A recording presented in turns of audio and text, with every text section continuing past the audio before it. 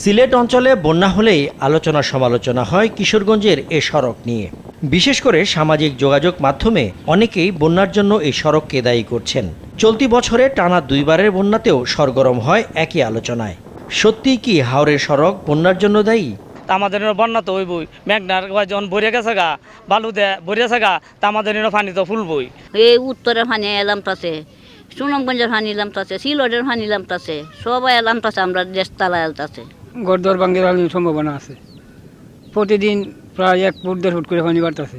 সমালোচকদের দাবি, সিলেটে আগেও প্রচুর বৃষ্টি হতো, কিন্তু এমন বন্যা হতো না। 2022 সালে সিলেটে স্মরণকালের ভয়াবহ বন্যা হয়।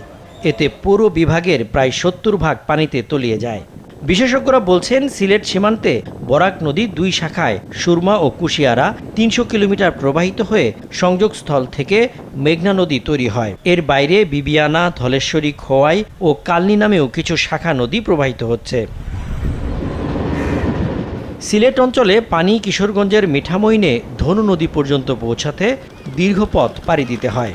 এই পথে সব হাওরের শেষ প্রান্তে মিঠামইনের অবস্থান এবং তারপরেই সবগুলো নদীর পানি মেঘনা নদীতে পড়ছে।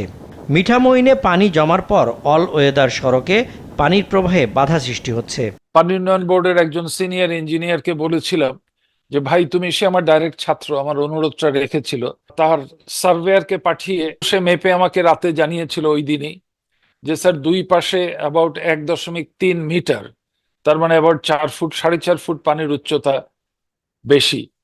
রাস্তাটা না থাকলে কিন্তু পানির উচ্চতার পার্থক্য থাকার কথা না। অর্থাৎ এই রাস্তাটা উজানের দিকে 4-5 ফুট পানি আটকে দিয়েছে। পানির ভলিউম আমরা হিসাব করতে পারি, 5 ফুট যদি উঁচু হয় এবং এই পানিটা, তাই না, বিরাট একটা এলাকা জুড়ে আটকে আছে। কাজেই পানি নিষ্কাশনে এই রাস্তাটা নিশ্চয়ই বাধার সৃষ্টি করছে। যারা বলছেন তারা দয়া করে মেপে দেখান।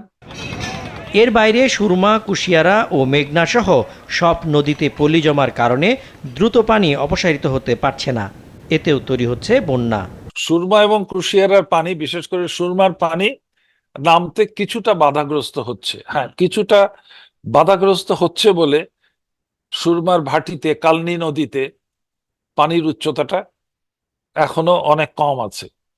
কাজেই যে রাস্তাটার কথা আমরা বলছি, মিঠামইন, তাই না, অষ্টগ্রাম ইত্যাদি, সেইটা ওই অঞ্চলে অর্থাৎ সুনামগঞ্জ, কিশোরগঞ্জ এই এলাকাতে পানির প্রবাহকে মারাত্মকভাবে ইনফ্লুয়েন্স করছে, ব্যাহত করছে। এটার সলিউশন হচ্ছে এই রাস্তাটা জায়গায় জায়গায় ভেঙে আরো প্রচুর কালভার্ট তৈরি করা। হাওরের বিশাল জলরাশির বুক চিরে 874.8 কোটি টাকা ব্যয়ে 29.73 কিলোমিটার দীর্ঘ আলোচিত এই সড়কটি নির্মিত হয় 2020 সালে। হাওরের 3 উপজেলায় সড়ক যোগাযোগ সহজ করার পাশাপাশি এটি পর্যটকদের কাছেও আকর্ষণীয়। মাছরাঙা নিউজ ডেস্ক।